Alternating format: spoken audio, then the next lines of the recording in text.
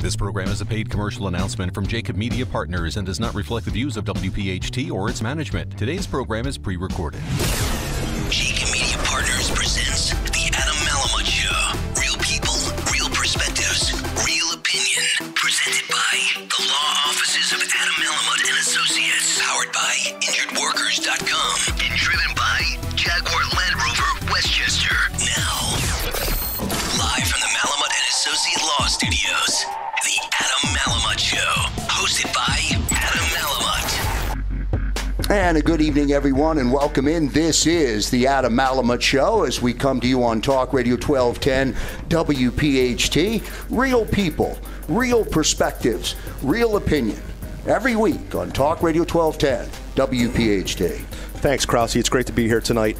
We have four outstanding guests today. We have Tony Drollas, who is an environmental expert and trial attorney here at Malamut Associates. Tony's going to be pitching in from both the Toxic Torts side as well as the trial lawyer side. Dr. Jason Palermo, who's board-certified cardiologist.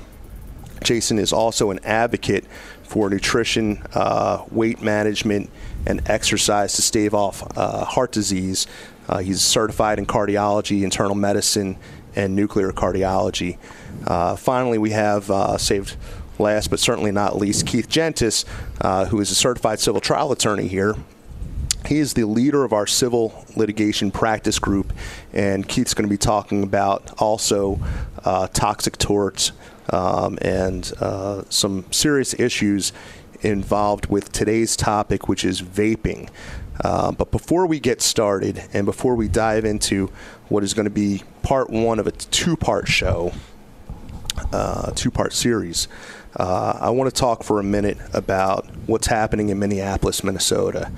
I had an opportunity to visit Minneapolis back during the Eagles' Super Bowl win against Keith's New England Patriots. I'm sure that Keith would have a bunch of reasons as to why the Patriots didn't win, but that's not the topic today. I found it to be a great town, but I can tell you that together with America, my heart hurts today for what we're seeing coming out of Minneapolis.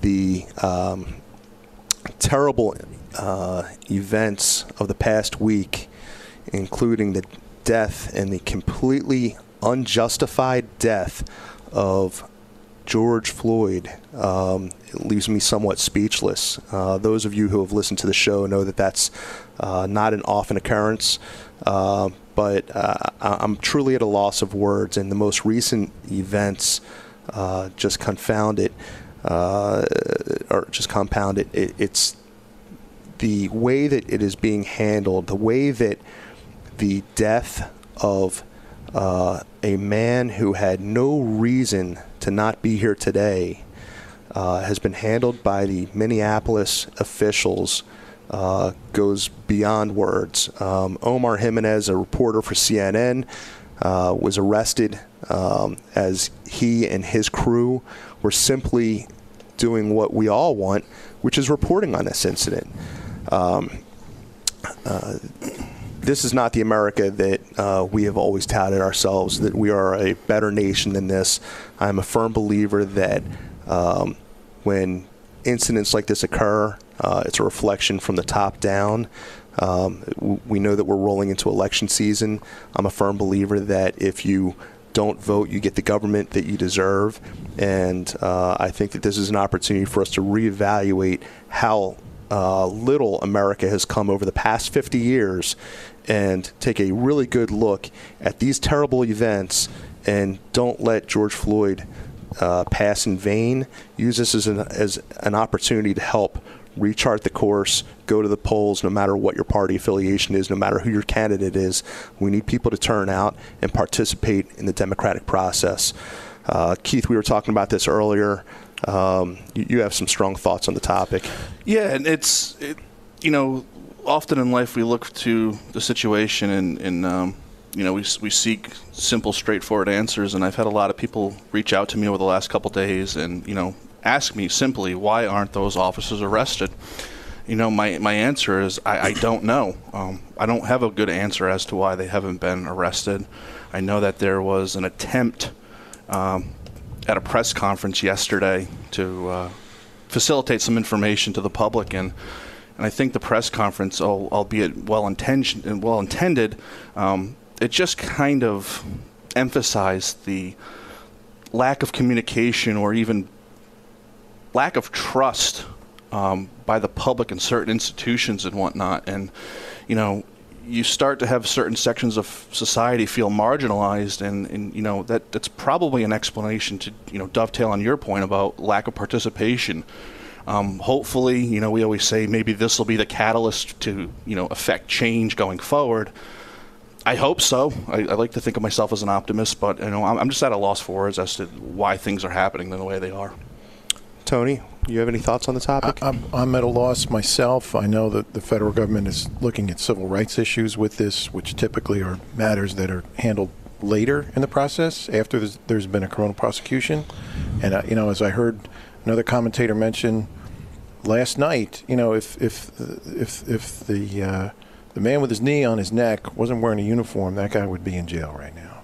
And so no one really understands why there's a delay at this point in making arrests or handling a criminal prosecution. I'm at a loss myself.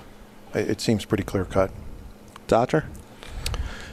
From my perspective, it's just awful when you watch that video and you see, you know, him asking or pleading for mercy and for someone to help, and just to see someone to be at the subject of the police that way, and to just be watching other people standing around and not helping, other officers standing around not helping and not stopping what's going on, for me is just really moving that way and really hard to watch. So as I speak for Malamut Associates and our guests here today, and certainly my family, more than our thoughts and prayers go out to the family of George Floyd and all of those people across America who have had their civil rights trounced and have not been availed of the courtesy that they should be based on how they look or how they are perceived.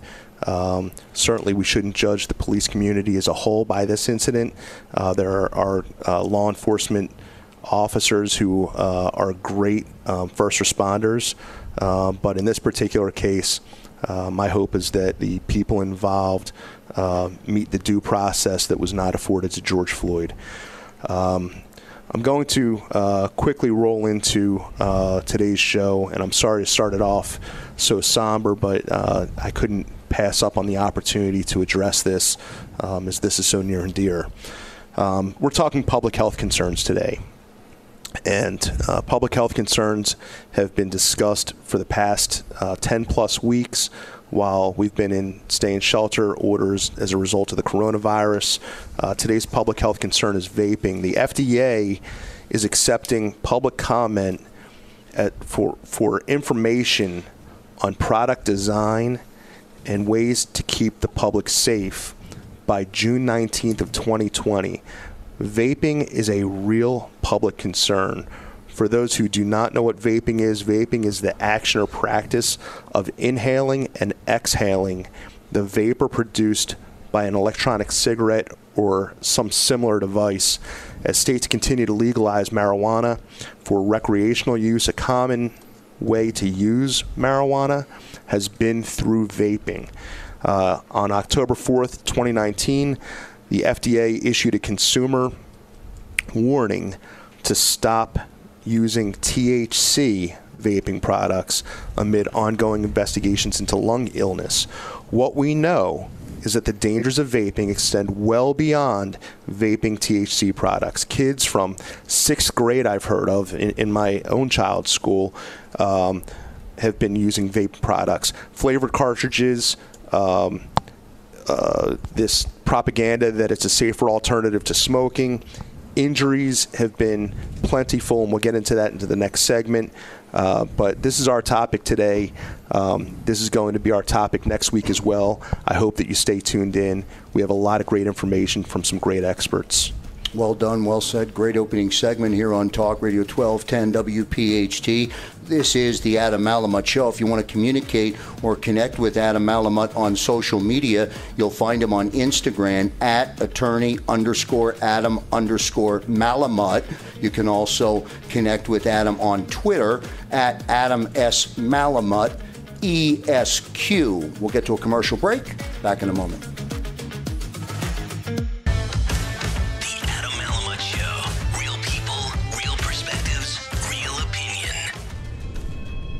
Some say e-cigarettes aren't dangerous. But science shows nicotine can harm teens' developing brains. No matter how they're exposed. Let's do an experiment to find out. Here's a teen who won't be using e-cigarettes. Now we need one willing to risk their brain development. Anyone care to volunteer your kid? Anyone?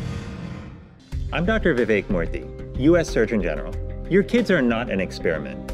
Protect them from e-cigarettes. And as we return back here on Talk Radio 1210 WPHT to the Adam Malamut Show, that audio coming back in out of the commercial break, the CDC warning, Adam, playing about vaping, the dangers of that. Listen up, audience. Very, very important show. Part 1 of 2. This is the Adam Malamut Show. So coming back again, I want to thank our guests, Tony Drollas, Dr. Jason Palermo, and Keith Gentes. This is an important show, important topic, and we've got 3 outstanding experts to join us on the show today. So as we took a break, we were starting to talk about the dangers and the injuries that occur. What we know is that injuries that have been documented as a result of vaping include burn injuries. We've seen injuries where batteries have malfunctioned, believe it or not, and I'm sure you believe it. A lot of the batteries in the vaping devices in these e-cigarettes are made by small companies that are not regulated like companies in the United States. For my union friends, this is another pitch to Buy American, but we know that there are batteries from China that have come in and they have exploded. And we have seen firsthand proof of exploding batteries causing people to literally become inflamed. We've seen malfunctions where the device has become so hot it's created first, second, and third degree burns on people's mouths, lips, face, lungs. There's a term generically popcorn lung, but we've seen pulmonary systems, the way you breathe, be directly affected by the use of vape and vape products. Heart, which many of you may understand the interplay between your ability to breathe and to have your heart continue to pump. Dr. Palermo is going to talk about that. And nervous system injuries. So since we have a medical expert, I don't have to play the one I play on TV. I'm going to flip it over to Dr. Palermo to talk about what he knows about the interplay between the injuries to these systems and vaping. Well, thanks, Adam. The obvious place I specialize is cardiology, but the interaction between the pulmonary and cardiac system is obvious. And if you're not breathing appropriately, if you're not having good oxygen exchange, then of course you're stressing the heart. You've got the direct effects from nicotine itself on the heart's increasing heart rate, increasing blood pressure, putting direct stress on the heart itself, increasing plaque buildup in the arteries and damaging the lining within the arteries, what we call the endothelium, directly from nicotine. And you're talking about that in the vaping products. Of course, there's all the other things that people talk about in the vapor solution that we don't know enough about, honestly. One of the things I think you had mentioned at one point was the vitamin E, when we talked about it, the vitamin E acetate. And that can have direct injury, and that's where we go to the lung-related injuries that were peaking last year around August when we had those a lot of cases at that point. That was really brought back maybe at least some evidence to suggest that it might be related to the vitamin E that was in some of those oils, and that's in part because that vitamin E acetate can be directly toxic to the lung sacs, to the air sacs that are in the lungs, and to the membranes that line those cells, and causing injuries directly to there, and that popcorn lung injury that you were mentioning before. So now you've got some direct effects, you've got indirect effects from the vapor products as well as the nicotine itself in some of these cases. So for the parent of a middle school child that you learn is using vape products, how do you counsel that parent in terms of the long-term health effects on the cardiovascular system? That's great. That's a great point. I think that it's interesting when I see patients even, and I see more adults, but when I see patients and they report on my forms when they come in, their check-in forms, we have, do you smoke on there? And people routinely will write no. And then when you talk about it a little bit more, they're vaping.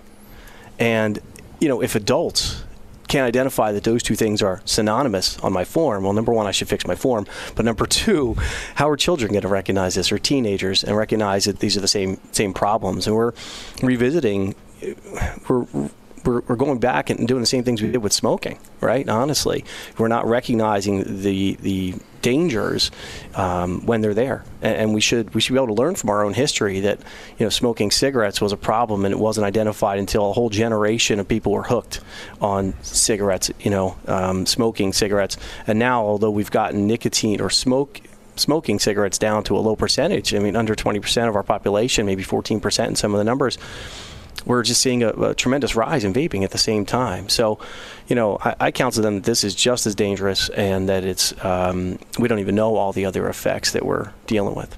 So, and that's a great segue. You talked about smoking cigarettes, and vaping was at one time presented as a safer alternative to cigarettes. Tony, you had an opportunity to look into this, and we've discussed this week. Not only is that not true, but with cigarettes, nicotine was a concern. Here with vaping, we've got a whole myriad of chemicals that we're ingesting without the benefit of a filter from a cigarette. Not suggesting that people ought to turn back to cigarettes, but this is much more dangerous than people realize. Is that right? It's so dangerous we don't understand the long-term effects of it. Although we see people get injured, we see young people get injured, which is really horrifying. And what's most infuriating about it, it goes right to the issue that the doctor mentioned before, that it's illegal to advertise the sale of cigarettes, tobacco products to children. But what the vaping industry did was get around that by saying it's not cigarettes, it's not tobacco, it's something else. It's actually something that might actually be good for you. Boy, are we bringing back... Go back 50, 60, 70 years when smoking was good for you, when the industry would tell you that. That now nicotine originally was something that, the vaping in particular with nicotine was something that was supposed to be marketed to adults as an alternative to get off of tobacco smoke.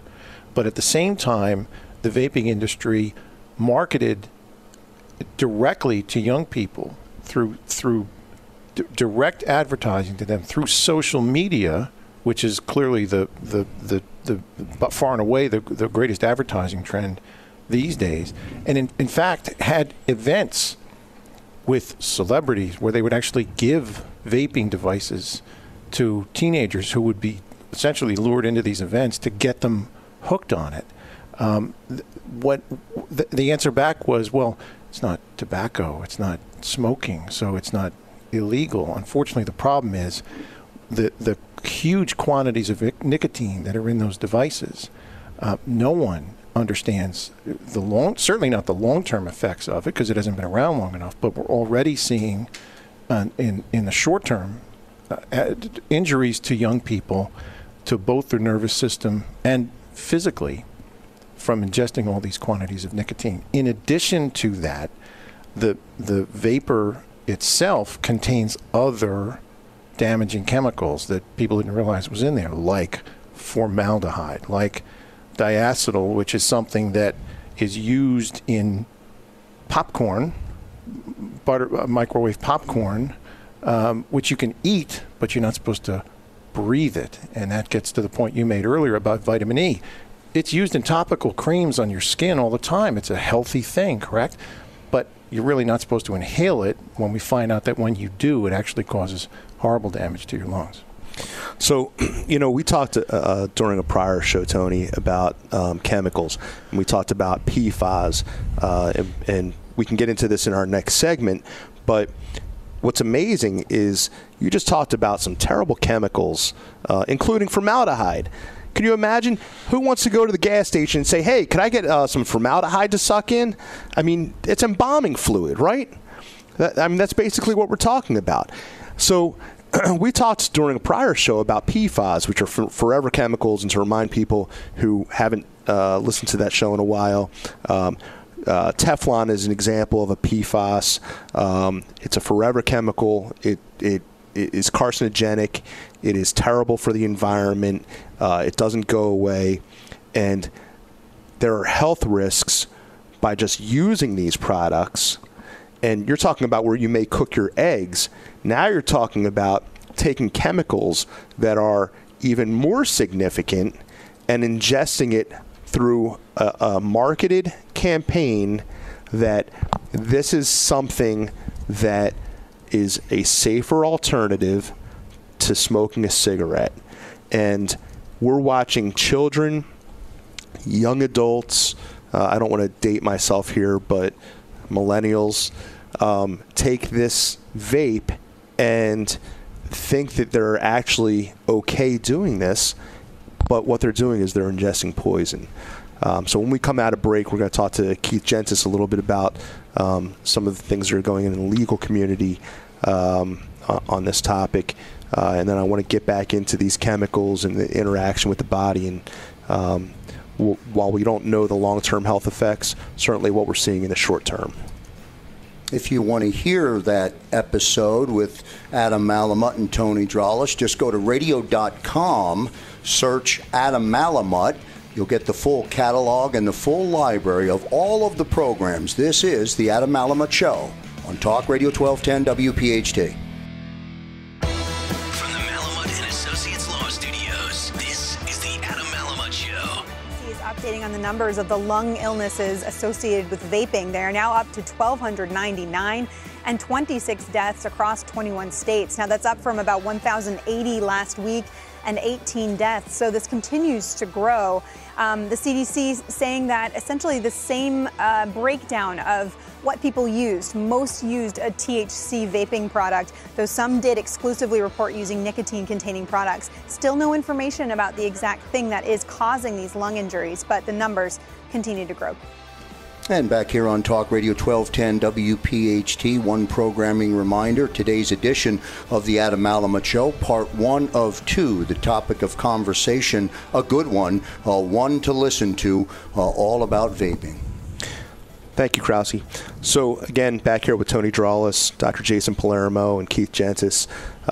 We're talking about the forever chemicals, I'm getting tongue-tied, and the danger of ingesting really these poisons, these things that are marketed as safe alternatives. The fact that these have shown up at the FDA and the CDC's kind of advisory, investigative levels is probably as a result of the pervasive illness that's taken place by users of these devices.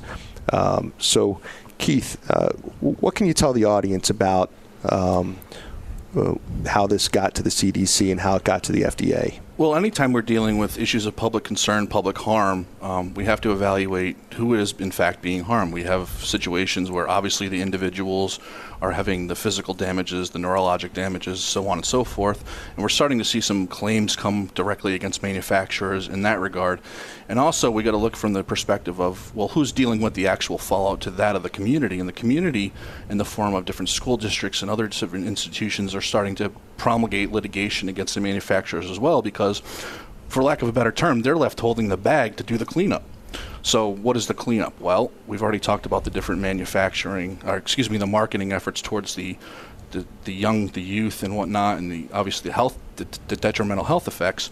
So now schools are coming in and they're having to say, look, we're having to deal with health issues with our students. We're having people need specialized tutoring. People are having,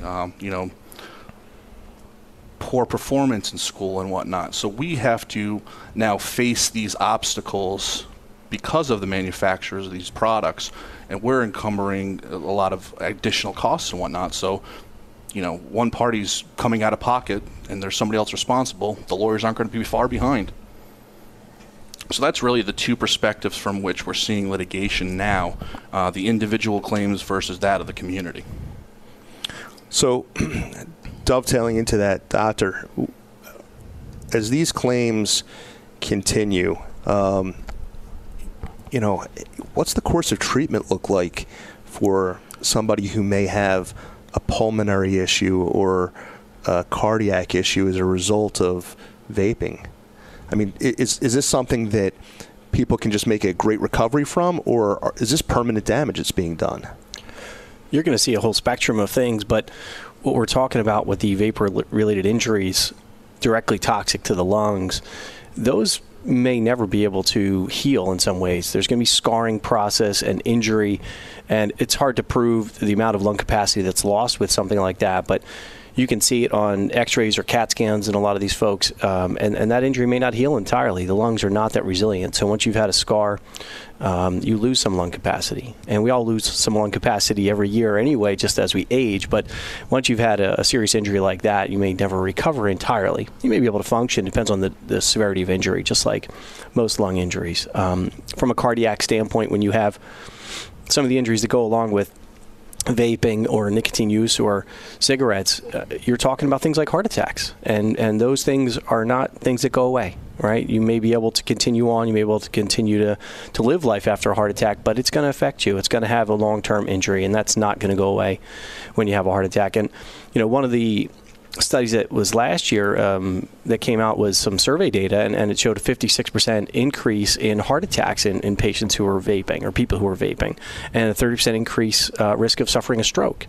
And again, things like a stroke, they can be minor or small strokes versus more serious strokes, but you don't always recover from that stuff. So I think most of this can have a long-term impact when we're talking about these injuries. And how does that compound with other health risks that you already have? So if you already have other health risk factors, which I know that you are a huge advocate for preventative cardiac care, what are the health risks that, by all means, if you're pregnant, do not drink alcohol?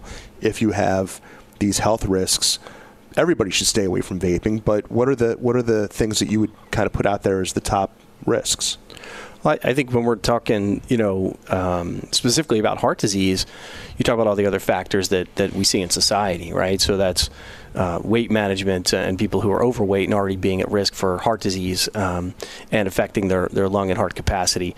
You talk about cholesterol levels, and there's been some direct relationship with affecting cholesterol levels with nicotine directly and how it affects your cholesterol profile in a negative way. So we already have people that have high cholesterol or bad cholesterol numbers, and this affects them, or high blood pressure. Again, we see direct effects from nicotine use and increasing blood pressure. So if you already have high blood pressure and you have high cholesterol and you have some of the other risk factors for heart disease, then this just really could put you over the edge for sure when you're talking about vaping and the increase in all of those factors. So there was an article that I had found last night in preparation for this show talking about vaping may be worse on cholesterol and blood flow than smoking. And I think part of that is that the way the vape attacks your lungs and attacks your heart, and specifically your heart, it breaks cholesterol free. Is that how it works? So it changes. Sometimes it changes the cholesterol profile. You may have more bad cholesterol particles as opposed to good cholesterol particles. Believe it or not, there are some good cholesterol particles, but it may change the mix in part. But when we talk about vaping, we're talking about how it can directly affect the blood vessels themselves. And when you injure the blood vessels, that's with things like the carbon monoxide that comes along, or what we call oxygen-free radicals, which are, some oxygen particles that have just been affected by the inhalation process, and how that can affect the lining in the blood vessels themselves, and then cholesterol deposits in the blood vessel.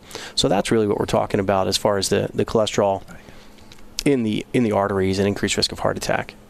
Yeah. So Tony, you've done some research on this side as well. What do you have to? I'm happy to talk about that. Question for the doctor, though, if you don't mind. Before then, is the quantities of nicotine. Young people are generally considered to be more resilient, right? And teens have smoked forever, smoked cigarettes forever. This nicotine through vaping is to me is by a completely different order of magnitude. Ingesting these huge quantities of nicotine into your lungs, and it gets into your nervous system, and it affects you physically. How much are teens, assuming that the teenagers are the ones who are doing the smoking, at risk to their heart from ingesting these huge quantities of nicotine? I'm of a mind to think that we've known for a long time that nicotine is bad for you in a number of ways. But how about huge quantities of nicotine in younger people? Is it the fact that they're younger make them more resilient from their heart, in particular heart and lungs, to the impacts of nicotine, or do we even know? I think we can only really look at the data that we have that goes back on nicotine in cigarette use over the last several decades, right? For 50 years now, we've been looking at this, and we have to make some assumptions because we don't really know. Vapor's been around for a dozen years, or for the most part, or growing in popularity. So we don't really know what the long-term effects are. We still see some young people coming in with unexpected heart events, blood clot issues. I don't know that we can directly relate them to vaping, but it definitely increases their risk because it can increase blood clotting behavior as well. Just the blood clotting cells that we call platelets can be more sticky and cause more clots and form more clots because of vaping. So clots can cause heart attacks and strokes. Clot can cause pulmonary embolism and blood clots in the legs, what we call deep vein thrombosis. All that stuff can happen in any age group. From a heart standpoint, I don't think that young people are more resilient. I think it just takes more time. A lot of times what you're looking at is an inciting event. Maybe it's smoking or vaping. And then what happens to the blood vessels over years? Because we see that process happen. And if we look at data going back to World War II, when we started looking at autopsy data in military folks, and you could see that the early stages of plaque formation happens in the second and third decade of life in some folks, and then really their heart attacks may happen 10, 20 years down the road, but the early stages of injury have started in those second and third decades of life, and that's where we have to prevent some of these young folks, like teenagers, from causing those initial injuries, because it just leads to long-term problems. So that it's possible, anything's possible, but it may well be that if you ingest huge quantities of nicotine as a teenager, those initial events are happening sooner, and your risk of a heart attack that could happen later in life could also happen sooner in your life. I think it's very possible. And just to add to that, quantities of nicotine, I think that's the part that people don't understand either. You can have a vapor cartridge that may have as much nicotine as a whole pack of cigarettes. Right, and I think that understanding that proportion is really hard for people. Yeah, so we're going to take a break in a minute. When we come back from break, I want to talk about how this is similar to what we've seen in other areas like tobacco and nicotine, with causes of action and not quite knowing what's going to come up down the road, but knowing that there is going to be something and some harm that's going to be suffered and how that's being handled. So as we go into break, again, please think about what we discussed with what's going on in Minnesota and how you can participate in the process to ensure a better America. Real people, real perspectives, real opinion. Now back to Adam Malamut. And back here on the Adam Malamut Show, here on Talk Radio 1210 WPHT. He is the managing partner at Malamut Associates. He is Adam Malamut. You'll find him on social media on Twitter at Adam S. Malamut, ESQ. Thanks, Krause. So when we went to break, we were talking about the chemicals, and we were talking about nicotine and how bad vaping is for you. Tony, let's talk a little bit about these chemicals. These chemicals, to me, are something that we don't hear in our daily lives, but it's part of our daily lives, and it's part of our daily lives in more places than people realize. My quick soapbox on this is big companies use chemicals to make their products more favorable, to give them more life, whether it's in a bag of potato chips or popcorn, or it is in the vape, or it is flavoring in soda. But these chemicals are used in our daily lives. Here we're talking about directly inhaling these chemicals. Tony, what do you have on these chemicals? So diacetyl is where we started before. We were talking about, what's considered to be popcorn lung now is because that substance that's used in the manufacturing of microwavable popcorn and other food additives is actually something that's okay to ingest, but through your stomach, but it's not something you're supposed to breathe, and it's a problem. Not for people who make microwave popcorn at home, but it's become a problem for manufacturer and workers in manufacturing plants who are making the microwavable popcorn. That's something that has been diagnosed, and it's something that's been known for a long time. Unfortunately, that same chemical appears in vaping fluid. So if you're not supposed to inhale it when you're manufacturing huge quantities of microwavable popcorn, when you're ingesting huge quantities of nicotine, yes, it can cause damage to your lungs. That's something that's been reported widely. So on that topic, Tony, and I'm sorry for interrupting you, but as the listeners know, we power injuredworkers.com, and we have a pretty robust workers' compensation practice. The employees who are working to earn a wage may be in a position where they get occupational health claims as a result of inhaling the chemicals that are used in these everyday edible products, or supposedly edible products. Is that right? That's correct. That's correct. So, what's the effect on adults who are working in factories making products that contain diacetyl? We know that it can be harmful. When you add that to vaping fluid that's ingested by young people, I think you can safely assume that it's a problem. It's something that's been reported as a problem. We talked about formaldehyde earlier. There's other chemicals that acetone. There's other chemicals that we're just beginning to learn are contained in vaping fluids that in other walks of life are harmful, and certainly when they're inhaled, they've shown to be harmful. They've shown to cause lung injuries. As the doctor mentioned before, we're still studying, because we're still very early in this process, what's the long-term effect on your pulmonary system from inhaling substances that were never meant to be inhaled. We don't know, but we already know that it's causing problems. So, doctor, we were talking earlier about some of the different medical conditions. Can you talk a little bit about COPD and some of the other medical conditions that we can fairly predict down the road are going to end up striking people who continue the use of these products? I think that's a great point.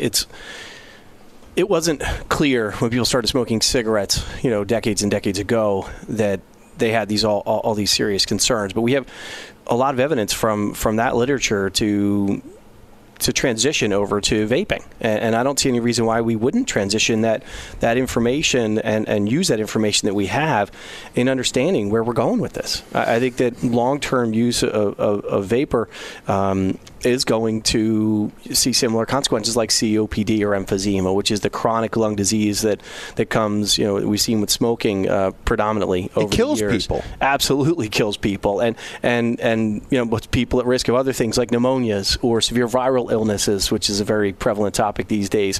When you have COPD, you're at risk for other problems, right? Your daily life is affected is probably the worst for most people who are walking around with COPD. They just feel like they can't catch their breath and they can't breathe doing normal activities. Wearing oxygen on a regular basis is a part of daily life for people with COPD, at least at the later stages.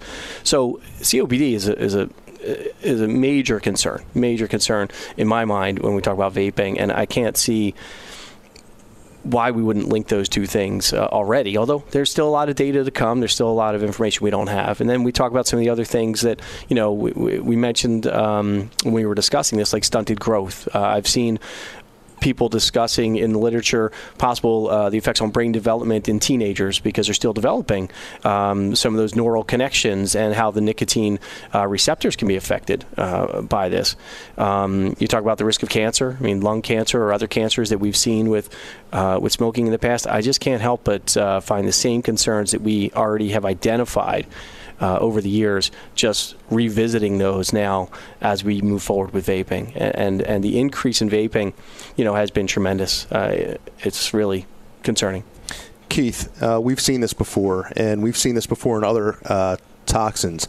Let's talk about, for a couple minutes, tell us what we've seen and where you think this is headed.